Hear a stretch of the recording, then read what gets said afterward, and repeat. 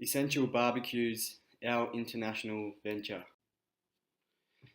Overview of the company. Essential Barbecues aims to be an Australian-based international barbecue supply business recognised for its high performance, quality products and products that are sustainable to the environment. We've adopted a functional structure with an international operations VP because it will help us bring in-depth knowledge and skill development among the employees. This can help achieve Barbecue Essentials' goal of being number one exporter of these supplies in the world. Europe. As part of the local strategy, we aim to boost the niche range of barbecue suppliers and help accelerate growth of the market segment. We've chosen to use a differentiation strategy. Our company will develop items that have high value and show the consumers how diverse our product lines are.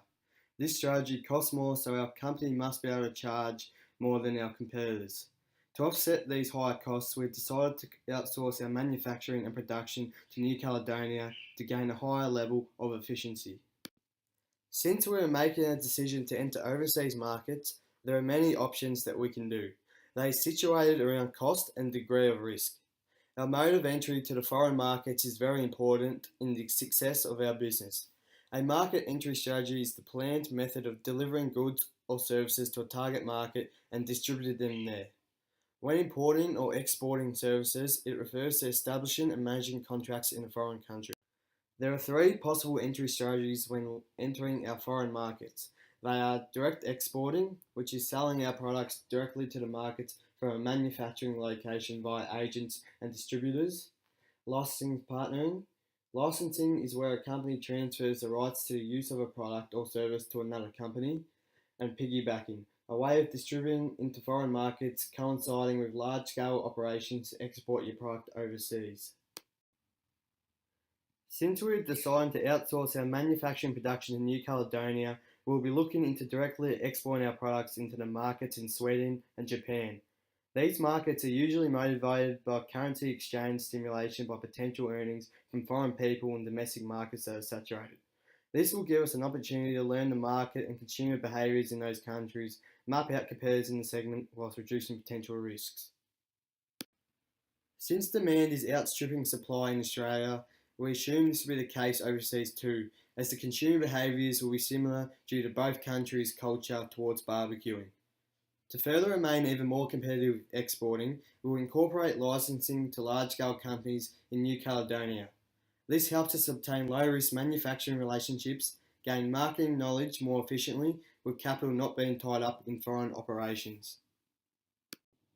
The structure that will be implemented into New Caledonia will be similar to a subsidiary arrangement whereby all the main functions will take hold in the home country of the organisation. An international operations unit will oversee and ultimately manage the subsidiary organisation in New Caledonia. Primarily, production will be the function that is outsourced. This structure will also bode well with the licensing strategy as it allows for the allocation of resources that shape needed competitive advantages. A structure of such should increase the capacity to consistently and predictably manage daily routines. This type of organisational structure is best suited to companies new to internationalisation.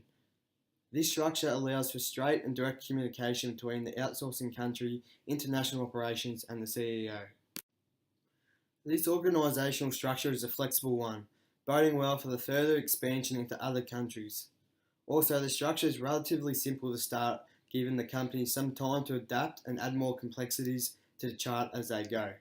The International Operations Unit is also a plus as they will have knowledge of the cultural differences and legal requirements. Outsourcing challenges in New Caledonia. It is difficult to build customer trust. However, it takes a few seconds to destroy it, and one of the main reasons can be selling the low quality product to customers. Setting up a manufacturing plant in New Caledonia will make it difficult for employees in Australia to ensure the quality of the product. A quality assurance department will need to be set up in Australia to ensure product quality. However, this may have an overall price increase due to further resources being used to guarantee the product's quality.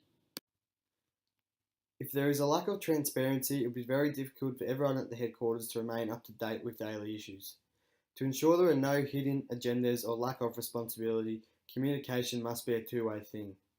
Being honest through negotiations and following certain regulations will help ensure the business is being as ethical and transparent as possible. The current political atmosphere doesn't support outsourcing to New Caledonia. However, that should not be a deterrent of outsourcing there. New Caledonia's obligation rates vary. The normal is 13.97%, yet can be as low as 0% or as much as 140.4%. In case you're not watchful, you could wind up overpaying. Once more, this might be a chance to consider outsourcing your organisation or procuring a specialist in the field of import, fair obligations and duties. Most organisations neglect to consider the concealed expenses of outsourcing, being surprised by higher transportation costs, a higher than anticipated item value, quality issues, stock introduction, and correspondent issues. To the extent the item cost is concerned, most organisations don't have a reasonable comprehension of their item cost structure, and in this manner consequently accept that the lower cost of work can prompt significant cost decrease over. Communication that is insufficient or an entire absence of correspondence can truly break a business, particularly one that is working in two nations. In addition, it is vital to have familiar interpreters all over the place. It is likewise vital to routinely illuminate them with changes and updates. In a perfect world, you ought to have everyday trades with your representatives in New Caledonia and expect consistent updates. The environment could be a major concern as a production plant would require a high amount of fuels and electricity to produce products. Air pollutants such as carbon dioxide, nitrogen oxides, as well as dust and water can both be detrimental to the environment and human health. The location of the plant could be considered a concern as New Caledonian locals, as they would prefer the factory to be situated away from housing and schools.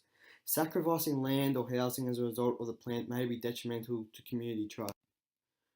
On the contrary, a production plant in New Caledonia will allow for the local economy to boom as there will be more jobs created, giving New Caledonia greater economic prosperity.